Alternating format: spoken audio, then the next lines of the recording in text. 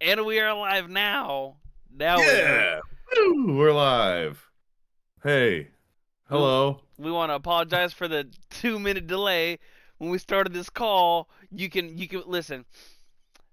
You can make your plans, but you can't plan your end results, and you can't plan when there are things outside of your out of your control. We go to start this call, and one of us, I'm not gonna say if it was you or it was me, loaded It was up, you.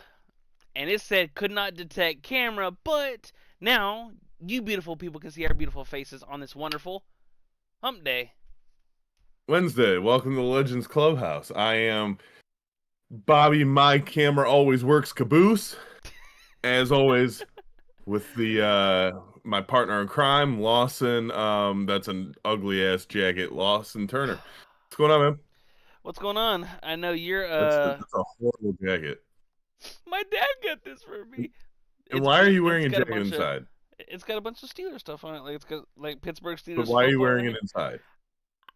Um, because I can. I don't have a. I I don't know have you a. live in Georgia, so it's not cold. You're right. However, sometimes you just gotta, wear a long sleeve or like a little jacket indoors.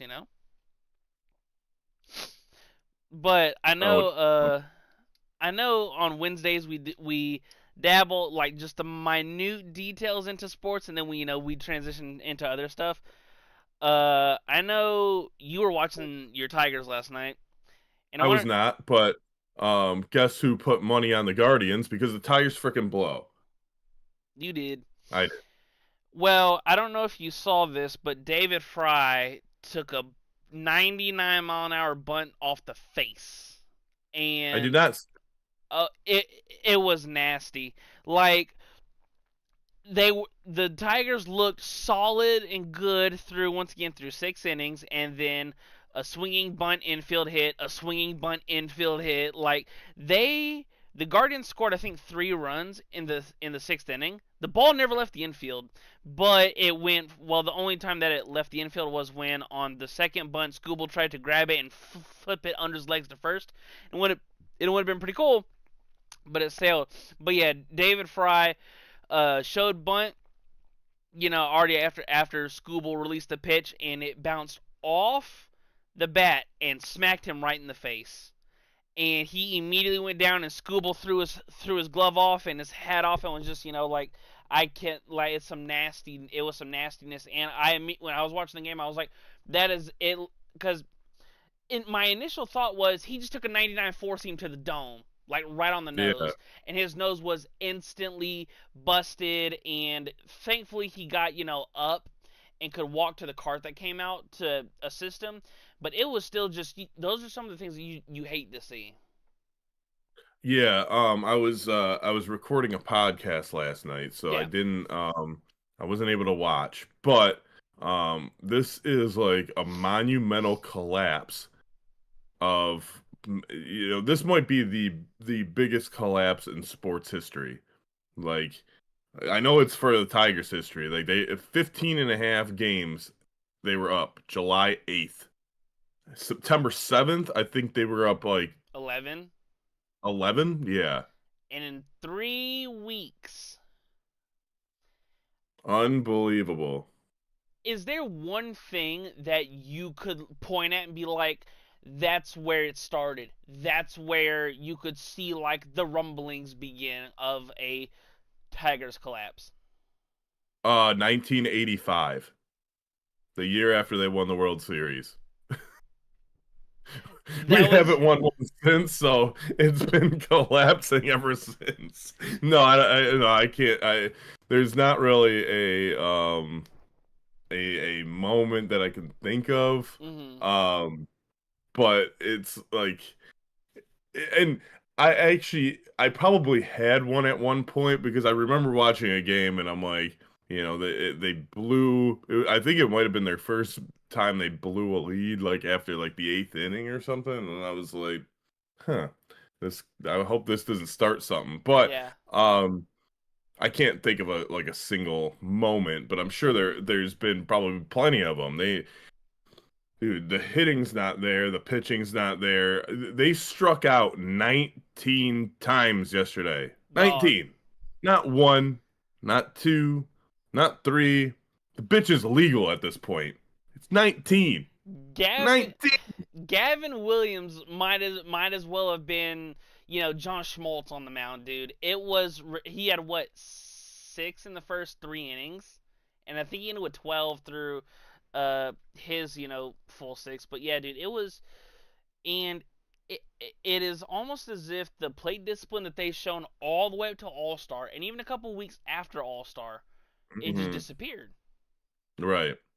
And L- the thing is, too, is Scott Harris, when he was hired, the GM mm, of the Tigers, when he was hired, he made this big speech about managing the strike zone, but on both sides of the ball, like defense and offense. And for the fact that they struck out 19 times in a game and they're swinging at fucking garbage, they're not doing that at all. I don't know what you know your you know your whole how you're gonna build this team.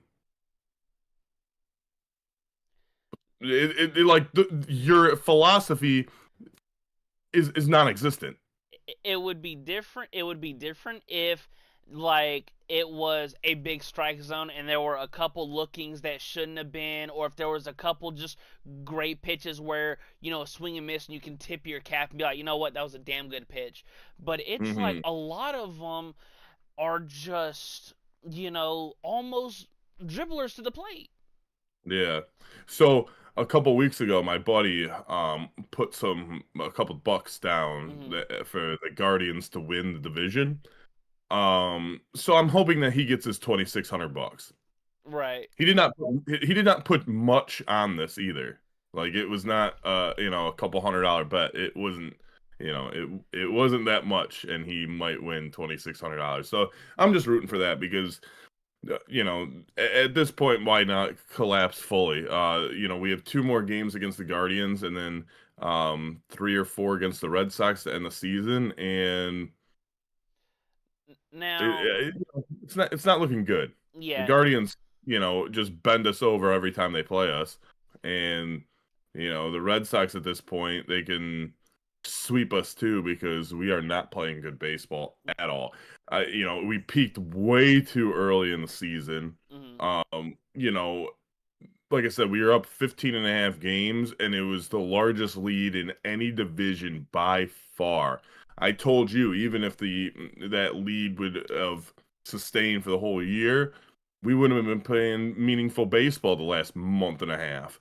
And Right. now that we are, you can't just turn it on, and Mm, you're, you got 7 wins in the last 30 games or so. Like, this ain't good, fellas. it Even if you are able to sneak into the playoffs now, you're not gonna do anything. It's gonna be a rough 2 or 3 games, and we're gonna be out. One of their saving graces was that the Astros lost last night, because I think they have a half game lead on the Astros for, that wild card spot. Hmm. But it's really just an all-time collapse, because once again, even when you look at Flaherty's been hit and miss. We know Scooble's almost untouchable at home. Like, just the feeling of, it's pronounced what, Comerica Park. Yeah. Yeah, just from building off of what you did last year to almost essentially turn it on with a month left, and then for there to be, you carry it into the regular season, and then you peak, and it kind of ended with that sweep against Seattle Hmm. right before the All-Star break. Now, there's still a handful of games left, so they could still make the playoffs, and once again, anything can happen. But it's going to be really tough. One of the interesting things early on is, I can't. It might have been, no, Kerry Carpenter struck out like 3 times last night. It might have been Riley Green. I remember it was some left-handed hitter. He swung on a pitch late, and it went all the way to the left field corner, and Stephen Kwan just tracked it down, and I was like, Yeah. that is a play that the Tigers I don't know if they have the defensive speed in the outfield, especially on that left side with Riley Green to really make up those. Hmm. I think the Guardians. I could be 100% wrong. I think I might have heard of that where they're top three in runs saved. Like via the outfield. Like Yeah. it is 110%. You can just see it, and I Hmm. and I don't know if it's tiredness. I don't know if they rode the horse a little too high. But my next question would be, because Schoolable could, in quotations, be available for Sunday. With the loss last night, is it just a throw them out Sunday just because we need a win? I would throw him out for, if I would throw him out for at least 3 or 4 innings, Mm-hmm. and maybe a short start. But like, yeah, you need those innings to, you need to be able to establish a lead while he's out there. But Mm-hmm. if you can't, then it all goes for naught anyway. Yeah. It's useless if we can't score runs. I mean, the offense has been absolutely horrendous lately, Mm-hmm. and you're not going to win any games like that. So, um, dude, it's gonna be tough, because if you do throw Scuba on Sunday just to make it into the playoffs, He might be that kind of limited for. screws up your rotation going into the playoffs, and Mm-hmm. you can't afford to not have Scuba in that first series. So Yeah. we'll see. We'll I, see. I was explaining to one of my non-sports friends about the potential of, if you play Scooble on Sunday just to make it into the postseason, you're probably not going to have him for game one. Right. And in a 3-game series, that game one is so damn pivotal Yep. due to, I think you said a couple, maybe 2 weeks ago, it might have been last week, I don't remember, time flies, that When you're from having fun, time does fly when you're having fun. When, not just from or when you're stuck with this guy. or me, when you go up 1-0 in the first round, I think you said over the past couple of years it's been like a 70 like 3% that it's just gonna Yeah, we're just gonna complete the sweep. like I may be exaggerating, but it Right. seems like it's like hitting at like a 70% thing, because hey, You don't see that's a what lot I of bet game on. threes. So, and I know I've made money the last couple of years. So, Mm-hmm. the game one winner seems to go on to win game two. So yeah, that game one is pivotal. And what are you gonna do? You can't. I'm not. Oh, I'm just gonna cut a Hulk Hogan promo. What you gonna do? Like, what you gonna do if you can't throw Scooble in game one?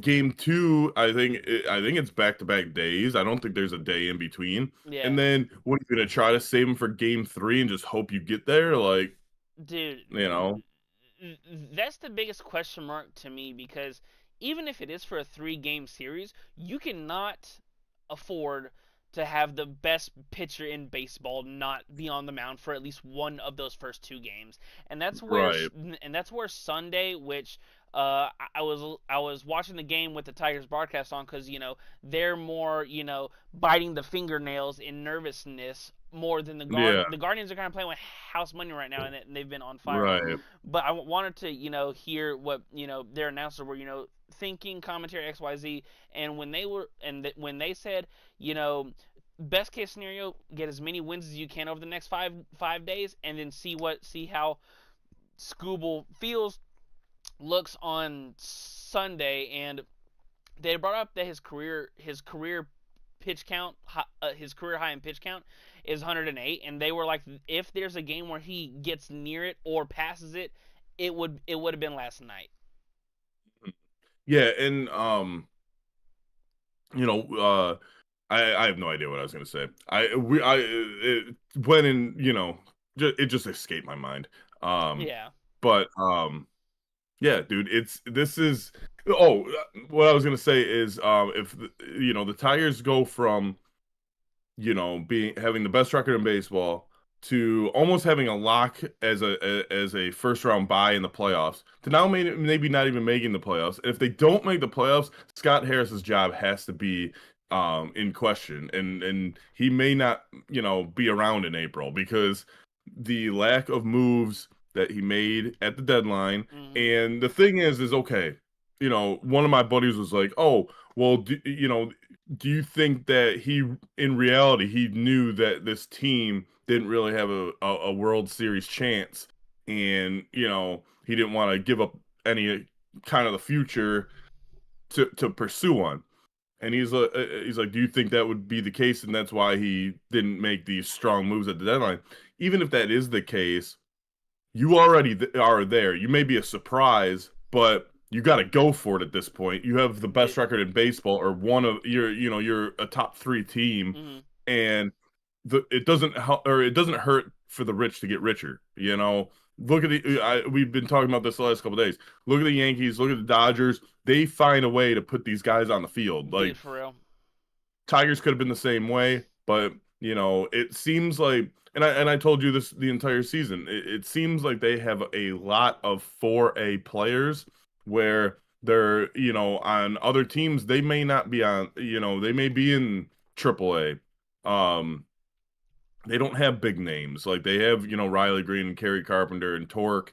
But outside of that, have you ever heard of Wencel Perez?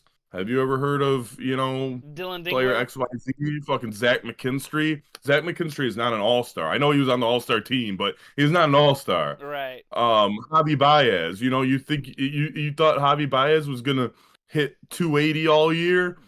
No. No. Come on, dude. Like, be realistic, dude. Like, he made one move that was worth this year, and it was for Gleyber Torres. And Gleyber Torres ain't probably coming back next year. It was a 1-year deal, and he's had a phenomenal year. So, he's probably gonna hit free agency. We're not gonna be bringing him back, but it's like the lack of effort, not effort, but like effort in Aggressiveness. the front office. Yeah. It's like, okay, dude, you literally got a guy that you DFA'd already. How how do you explain that? Like, I know It's it didn't work out, but like you went and got fucking 87-year-old Charlie Morton, and then you're like, oh well, we got to return him to the nursing home because it's getting dark. You and, know? and he actually re-signed with the Braves the other day.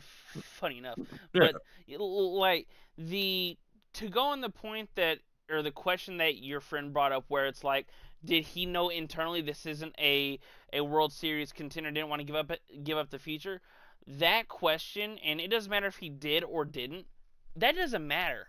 right. What matters is this year through 100 Mm, games they were in the World Series bubble. That's what yep. matters. Not 3 years from now. Hell, not next year. What matters is it's great example.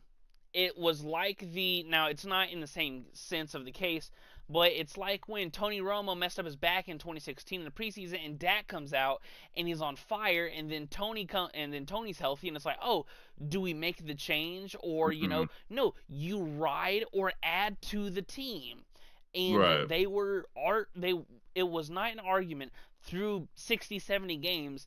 They were the hottest team in baseball. Like, Yeah. they were sizzling. It was like every pitcher that was on the mound, you were almost getting a quality start, Right. And or then at least for your starters. and he asked me, he's like, well, who would you have gone and got? A But, bat. and I couldn't think, I was like, well, I know Suarez was available and stuff. I get there as people that were like on the trade block or whatever, but there's always a deal that you can make. Like, when teams sell, like, players that might not necessarily be available, you can make available with the right deal, Bingo. and with baseball, with the minor league system, it's probably the hardest sport to tell if a prospect is actually going to work out or not. Hmm. So, you have a top farm system, but that doesn't mean much. It's like having like cryptocurrency, right? Like, you have no idea what you're actually going to use it for. Until it blows up. Uh, and it could blow up, or it could be Dogecoin and fucking never be heard of again. Right. Like, you never know. And Hmm. so to hang on to your top prospects, yeah, that's great. But if they don't pan out, then you look like a fool, and you're like, okay, well, I could have dealt these dudes for, you know, Paul Yeah. Skeens. I know that's a little out there, but Yeah. there were rumors about it, Hmm. and so it's like, dude, you have a top five record in baseball pretty much all year, and you're not gonna try to win a World Series. It's just weird to me. I I agree with you 110%. In going back to the philosophy of the strike zone, I'm sure you saw yesterday that yesterday the automatic balls and strikes are coming next year. Hmm. Do you think it's good for the game?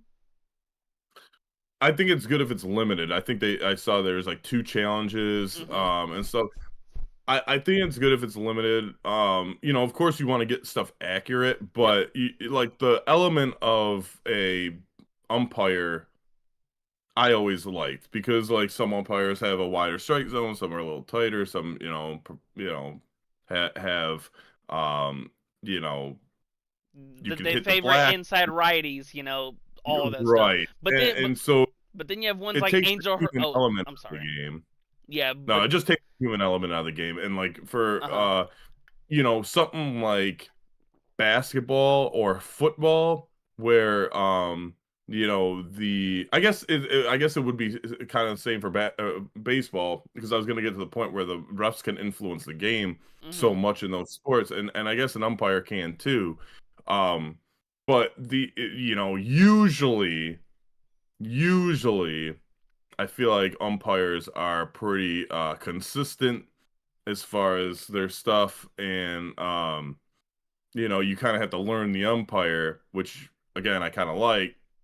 Um, but I guess there is, I saw a clip yesterday of on Instagram of a game between the Guardians, and it might actually have been the Indians and the Tigers, um, where a certain umpire wasn't giving the Tigers any calls. Brad Ausmus ended up getting tossed, and then I forget who was on the mound, but they threw a pitch and the catcher got crossed up and they let the ball just hit the umpire and he fell and got hurt. Yeah. Um, it was like just like a fastball to the fucking chest. Um, There's always going and to. yeah, you could get your revenge a little bit like that, but I don't know, man. You know, I think it's good and bad. Mhm. I don't like all the technology in fucking sports, dude. Yeah. I like baseball because for the most part, for 150 years or whatever the fuck, they kind of left the game alone. Mhm. Um, so I feel I have mixed emotions. Yeah, there's always going to be your umpires that are like your Angel Hernandez's, Mm, where literally it's if you bark at them, oh, your strike zone is now all the way the fuck out here. There's all hmm like there are those legendary clips of like it might have been Phillies Padres a couple years ago where there's a runner on first, the score's like 5-4 and Schwarber's on the mound. Oh, I think it was the Astros because I remember Josh Hader pitching, and he throws like a slider away, and it's a good foot off the plate, and Angel Hernandez, strike three, does the huh, and then fucking Schwarber turns around, slams his helmet, slams the bat, and says, "Dude, you've been calling it outside," and fucking just walks over and drags his cleat 4 feet off the plate.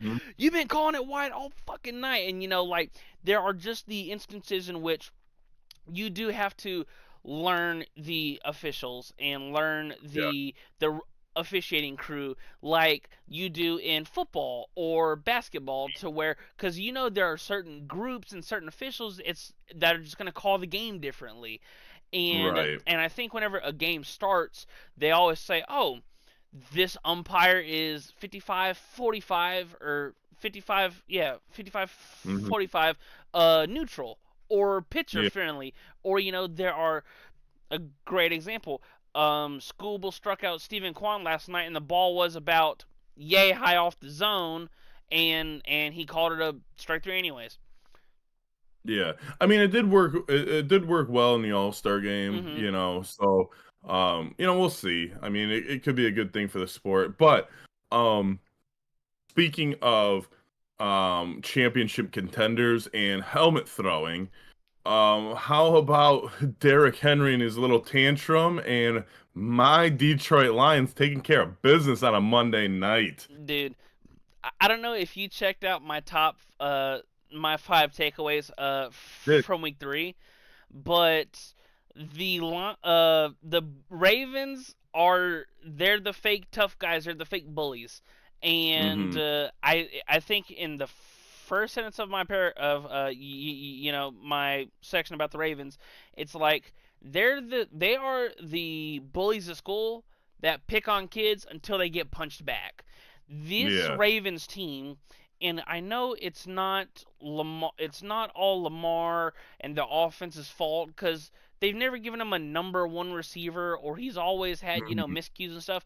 But it is interesting that every single year their lowest point total is in their last game of the year. The defense, this vaunted Ravens defense, and I even mentioned even without Matabike's weird neck injury that, we knock on wood hope he's going to be okay and come back later on in the year, but Mhm. they hadn't given up 200 yards rushing since 2017.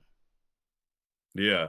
That was the first time that Detroit won against Baltimore in Baltimore.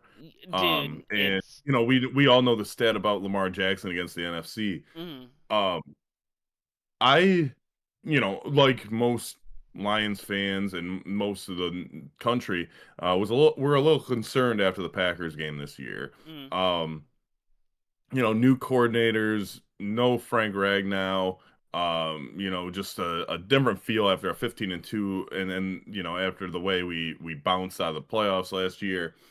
Um, but man, dude, I am now a believer. I know it's early, but I am now a believer that the Lions are Super Bowl contenders once again, because the only reason I say this is because their Achilles heel for the Dan Campbell era, even past that, Matt Patricia era, go back at least a decade. go back to Our Jim Achilles heel, Caldwell. dude, for real. Go back to Wayne Fonts probably in the 90s.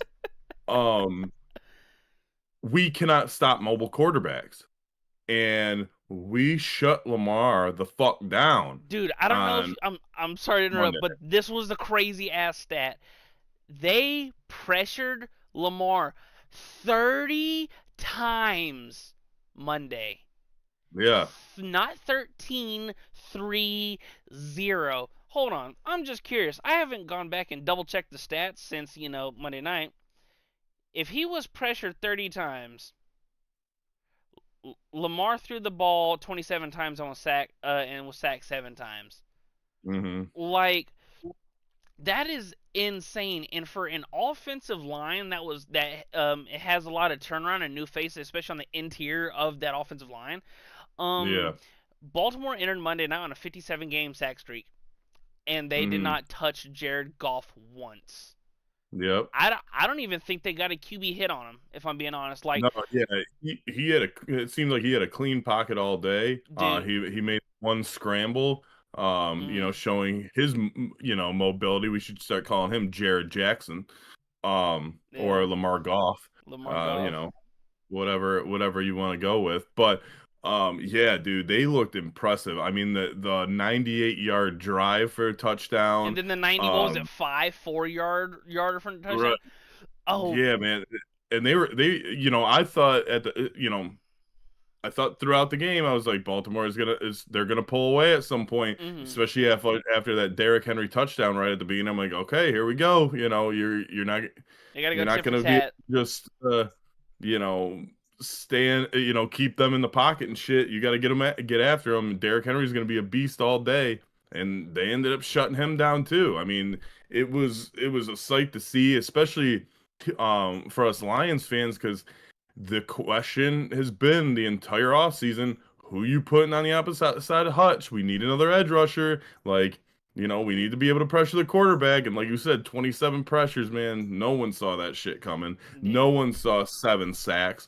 Aiden Hutchinson looking like, Aiden Hutchinson of last year. Mm-hmm. He was, he disappeared a little bit at the beginning. And then, we're like, where's Hutch, man? What's going on? And then he started making an impact, forcing a fumble. Derrick Henry, like, can't hold on to the ball this year. What's going on with that? I don't know. Yeah, dude, the Ravens, I thought the Ravens would be one of the favorites to win the Super Bowl. I Mm-hmm. think they're still a Super Bowl contender, but yeah, man, you might start getting concerned, especially I think they're playing the Chiefs this week. Mm-hmm. Which, I'm gonna call it right now. I think the Ravens are gonna blow them out. I don't think it's gonna be a good game. That would be shocking. But before we get to Baltimore stuff, how creative was that 4th and 1 inside the 10? Oh yeah, dude. Bro, That the young Bobby Caboose out there. the second cause it was like a funky strong formation, and cause I don't know if you noticed this, but all night there would be three back like I form Hmm. formations where it would be like Goff, David Montgomery, fullback Gibbs, or Goff, fullback Montgomery Gibbs, or Montgomery Yeah. Gibbs, like just getting them both on the field at the same time. But because I didn't know at first who was on the field in the backfield with Gibbs there, but when I Hmm. saw it was Amon Ra and it was just an off tackle option between him, I'm like, that's some creative ass shit. Yeah. That's almost as creative as like the fumble rooski, the hook and ladder. Just Hmm. when you have so much talent and you put it on the field, good things happen. And once again, Right. I understand losing both coordinators is a big deal. However, it's not like they went out and got new guys. The fundamentals are still there. They promoted from within, so the Hmm. ideology is still the same. And I've been impressed through 2 weeks now, or the past two And weeks. look, and look at the record of those two coordinators. They're 1-5. I Yeah. know the Jets, are usually a dumpster fire, and so are the Bears. But the Bears have a lot of talent, Hmm. at least on the offensive side of the ball. And the Jets, reversely, they have a lot of talent on the defensive side of the ball, and they have some young talent on the offense. But Hmm. just because you're a good coordinator doesn't mean you're going to be pan out as great head coach. I Yep. mean, look at all the Patriot coordinators that went on. I mean, Matt Patricia, the former, Lions head coach, is now somewhere in college. I just saw his He's ass. DCing the Ohio State, Yep. maybe. Yeah, he's DC of Ohio Um, State, the Ohio State. but yeah, dude, like Ben Johnson is used to calling the plays on offense, and I believe he's the signal caller on the Bears right now. Yep. But it's a whole different ball game when you have to control the entire team Hmm. versus just an offense or just a defense or just the special teams or whatever the hell you're doing on there. And yeah, like you said, they promoted within. It's not like they lose all that stuff, And now it's the question of, okay, was it really the genius of Ben Johnson, or was it the genius of the system? And collaboratively, coming up with these plays and whatever, because they had that little flea flicker reverse thing too. Dog, when to highlight the one play in the Bears game, yeah, when Caleb handed it to DeAndre Swift, DeAndre Swift's almost getting fucking tackled at the line, turns and flicks it back, and Caleb threw one of the most beautiful balls you'll see all year. But it hung in the air for so damn long that I'm like, not good things happen when balls hang in the air. And it Right. was on a rope to Luther Burden. Hmm. But it's still just I was extremely impressed by the Lions Monday night, and I want to get your take on something I was thinking about. For as excellent of a quarterback Lamar Jackson is, I think he averages over the past couple years. I think he averages less than one throwaway per game, where just nothing's open, get out of the Hmm. pocket, throw it away. I think that maybe Lamar could do a couple more of those per game, cause Yeah. especially in the Detroit game. Well, now granted the game was already out of hand, by then, but there's a lot of time. There are many times where you'll see Lamar drop back and he holds on to it and pats it because he's an excellent athlete and can get almost Hmm. out of any situation. But there are some times where that can also get you, it's the Russell Wilson thing where sometimes you can run into sacks. Now, Lamar's Yeah. a way better athlete than Russell ever was, but the philosophy is still the same. If you're an excellent athlete and can get and maneuver, a lot of the there were instances late in the game where Baltimore had to pass, and Detroit ran a three. It was like a three-man rush with containing the quarterback, just hold your lanes, and then it would be Alex Anzalone or insert ex linebacker backing up, Right. spying, waiting for the center guards to part, and then just going at Lamar Yeah, rushing. absolutely. And it seems like Lamar may have a little too much trust in his legs.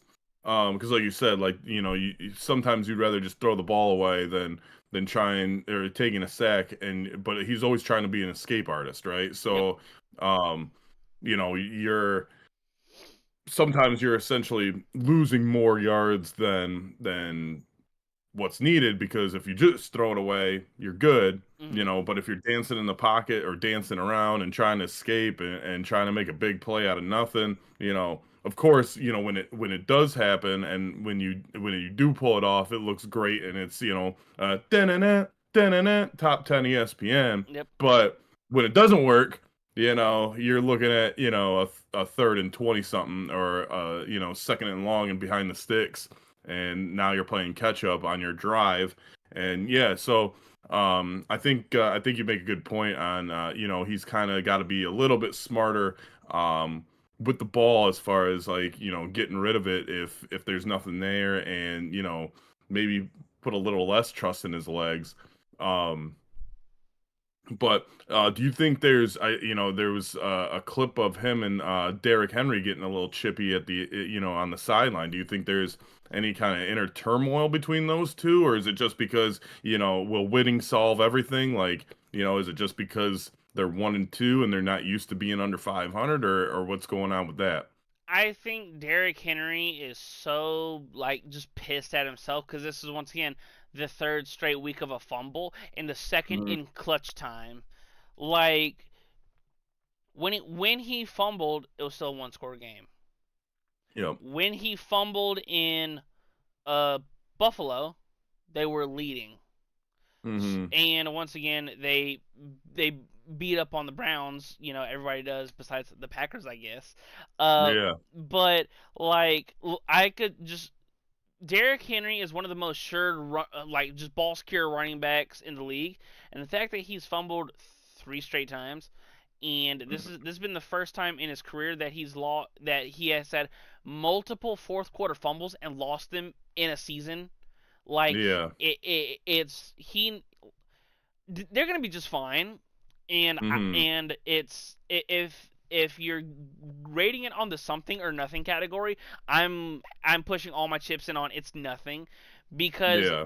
it's two dominant guys, and Derek knows what he has to do. Lamar is just trying to, I'm not saying still find his way to be a leader, because I think he's an excellent leader for this Ravens team, Hmm. but I think it's just Lamar's trying to tell Derek, just don't worry about it. We'll get, the next drive, or something. And uh, as a running back that Derrick Henry is, he Derek seems like the kind of player to me that you don't have to tell me, hey, I'll get the next one, because I know I fucked up. And Right. you don't have to, try and help encourage me or make me feel any better than how bad I feel right now. He Because also fucked up on his little tantrum when he fell on the bench. That was pretty yeah, I funny. saw that when he slammed his helmet and kind of slid into the bench. Yeah.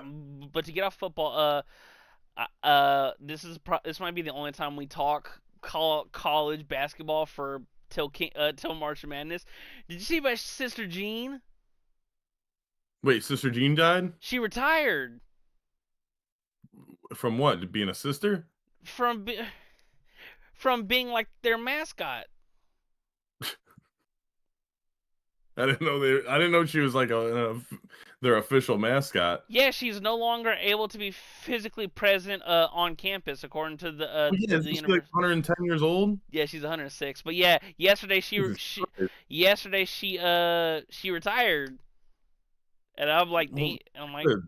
like, damn, Yeah, sister man, G, I'm glad she's still alive, but yeah, damn, dude, she's dude, old. I'll never forget when She's three of me. dude, it was 20 what, like 18 when they went on their crazy ass run Yeah, in March but in everyone, I was Madness. like, who the hell is this old lady? Bro, sister, It's awesome that little stories like this just kind of take off over time in sports. That once again, she's 106 and she was like their team mascot per se, and she's retiring, and I'm like, damn, dude, they got her. Oh, is he frozen?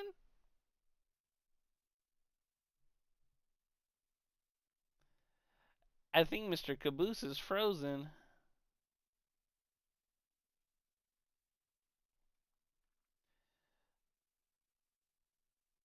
I think Mr. Caboose might be frozen. That's what I think. I'm not 110% sure yet.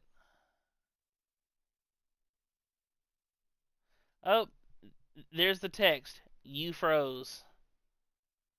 Nah, you froze. Leave and rejoin the call. But yeah, it's just whenever we see these mascots or things that really make it, fun and enjoyable. He's back. I'm back. He You is back. froze. And on my end, you froze. Oh, Ah, God. God. I don't know what Technology. you were talking Oh. about. Yeah, that was just kind of my Dude, little non-football thing. It's like, damn, dude, they got Sister Jean. yeah, so Sister Jean looking like fucking Lady Wendy or whatever the fuck from Hook, Lady and she's like, Wendy. "Hey, young boy," and or whatever Wendy says, and she's looking for Peter Pan, and she's just checking out these studs on the basketball court, sitting in a chair. I'm not surprised that she retired. She can't. She might not be able to take all the excitement. What I forget which. What is it? Chicago. What college was it? She was the chaplain of I hope I don't butcher this. Loyola, Loyola, Yeah, Lord. University of Chicago. University of Chicago. Chicago. Yeah, yeah, Yeah. yeah. It says Yeah. she is no longer able to be physically present on campus, according to University President Mark Reed, at 106 years old. Dog. That Dude, they should get her daughter probably like 90. yo, she should get a statue. What, in the wheelchair? Or Yeah. out of the wheelchair? No. In the Like, wheelchair. dude, you know what they should do? They should make a moving statue where, like, there's They like a could wheel it track, around and campus. yeah, you can wheel her around the stadium. Like, people can take pictures, or hey, or it's like those horses that you put a penny in. You put a penny in, and Sister Jean goes around the stadium. We're going to hell. Nah, man, we're going to heaven because Sister Jean's a nun, dude. What if Sister Jean is okay? I know this is a deep cut because our audience may not be familiar with my podcast, the 64-bit Legends. But what if Sister Jean and Nun Man are from the same nunnery?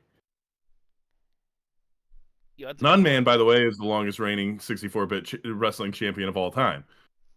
He's half man, half nun. And Sister Jean is was the He's half longest. sister, half nun.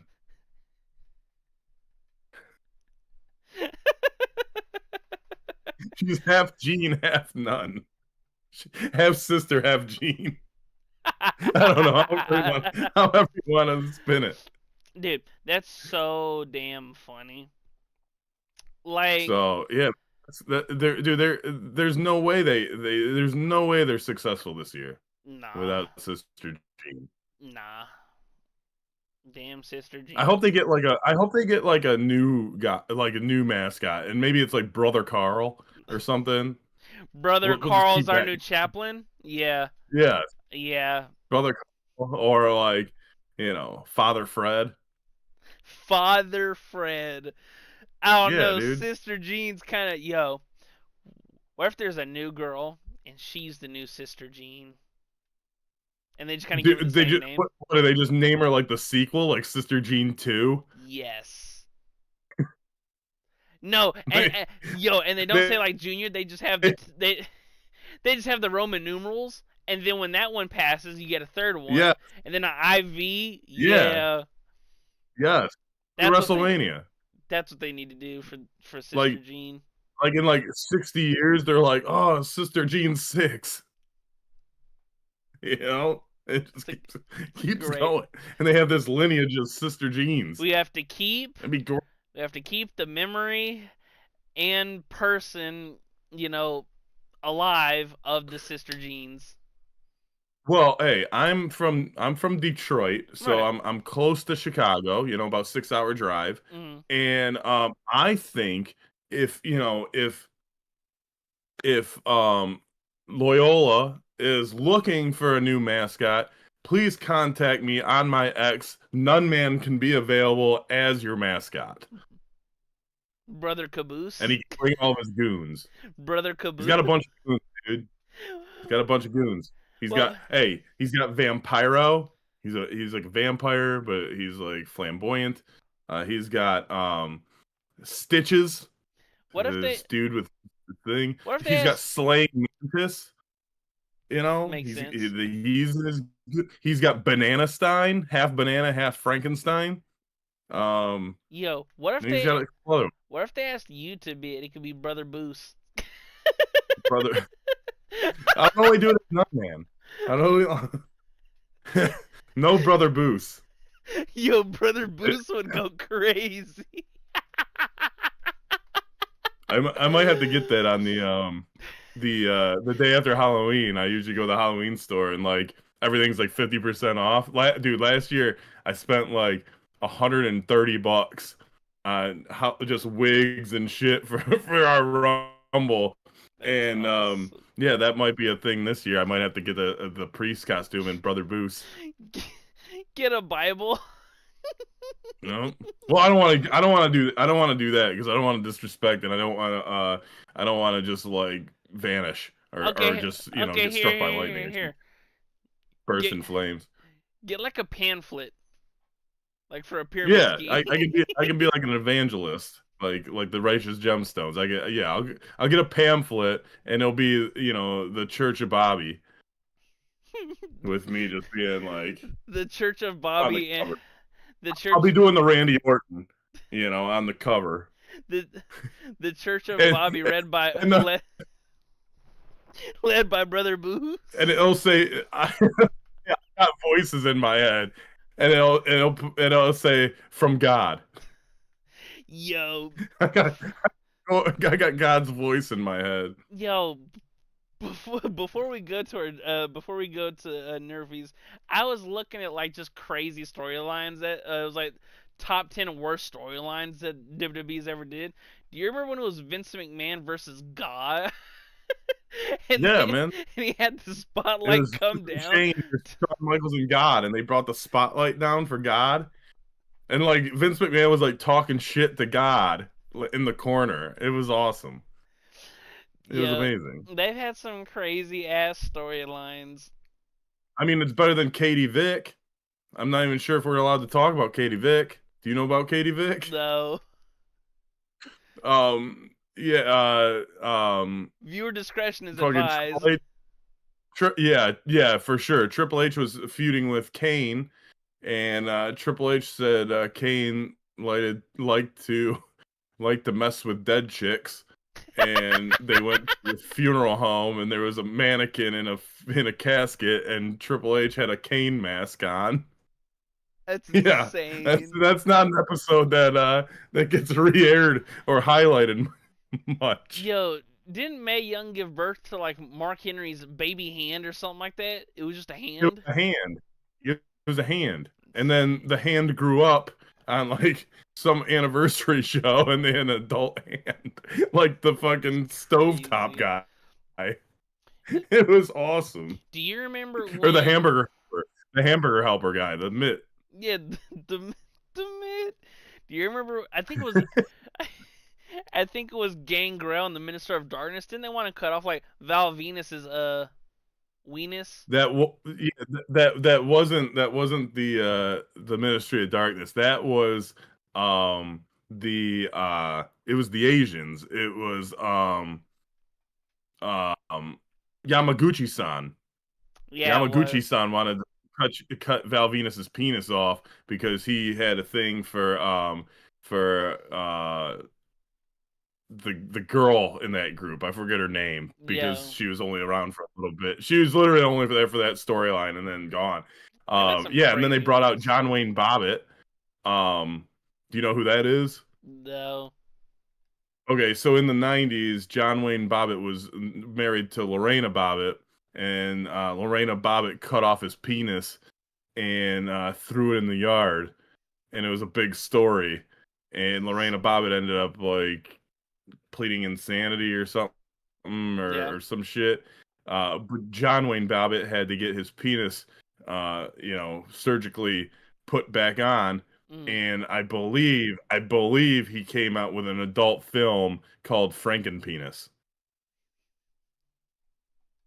So, um, yeah, there's that. So Frankenpenis. they brought him on the Raw, by the way, to like hang out with Val Venus, and then Val Venus was like, luckily for me, the table was cold, and I had a little bit of shrinkage, and they missed. Yo, I But yes, seen. great Attitude Era storylines. Yo, I saw one clip that completely like went over my mind on TikTok. It was when the Big Show was beating up two dudes in the ring, and here comes Kurt Angle putting a gun together live on Raw at the announce table, Oh, and I'm yeah, like, Perk Angle needed to get gone, bro. And then he like shot him in the back with like a trank gun or something. I'm like, yo, they're doing this live on Raw. This shit's insane. yeah, man, Yo, the night. yeah, and then yeah, dude, and then they had the Undertaker like hang Big Boss Man in the fucking Hell in the Bro, Cell. like what? Shit was nuts back then, man. I don't think people understand how crazy this shit was, and it was super entertaining. Like, how are you not going to be entertained by Mae Young, an 80-year-old woman giving birth to a hand, or like getting fucking power bombed through a fucking table off the stage? Dude, the Dudley Boys were on some OD crazy shit when they were fucking Oh doing that god, shit. absolutely, But yeah, so we got absolutely. the last 5 minutes, so you know what time it is. So, hey, you know what we should have did, and I didn't think about this until after. Um, we should have parlayed instead of the Nerfy. We should have parlayed all of them for Shut Yerfies up. because every single game on I Monday know. hit the All of hit the them. Yerf, all of them, which is crazy. Like we couldn't have picked a winner if we wanted. So sometimes it's just not our fault, Dude, for real. right? So don't get mad at us if you're losing money. We don't, be responsible. Yeah, because Don't listen to us. yeah, because we're losing it too. Yeah, exactly. What game should I go with? I One of these games are banned, and Which game's I banned? think you know which one is banned. TBD? No, Pirates and the Reds game. This is banned. Pirates and Reds. I didn't see it. Yeah, it's Skeens versus Hunter Green. Oh yeah, man, that's gonna be like a minus 500. I'm So saying, parlay that with, like I said last time, parlay it with one of our picks. watch Actually, this, you know watch what? this. For shits and gigs, We say that now. O'Neal Cruz going deep, top top first. right? For shits and gigs, I'm going with the Rockies against Mariners. Tanner Gordon, he's 6-7 with a 6 ERA, but hey, we believe in Tanner. Um, I was gonna say, the speaking of, Full House 38-year premiere, or the debut of Full House a couple days ago was 38 years.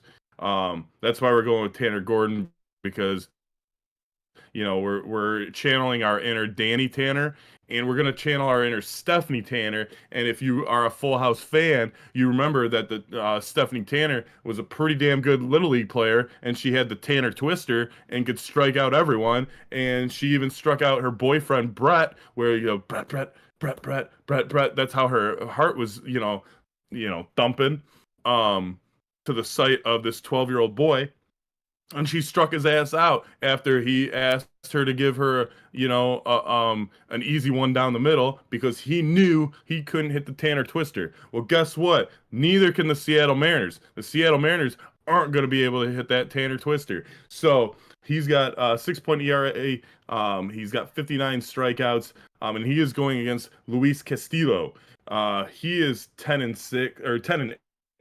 He's got a 3.63 ERA with 152 strikeouts. I don't have a full house reference for him, but he is a Latino and or a Latin player, and Uncle Jesse was Greek. So we're gonna try to, somehow tie that in. And Uncle Jesse had an evil cousin named Stavros, and Stavros was a nasty motherfucker, and so is Luis Castillo with his stuff on the mound. So that's, and it's the Rockies, so they ain't scoring the first.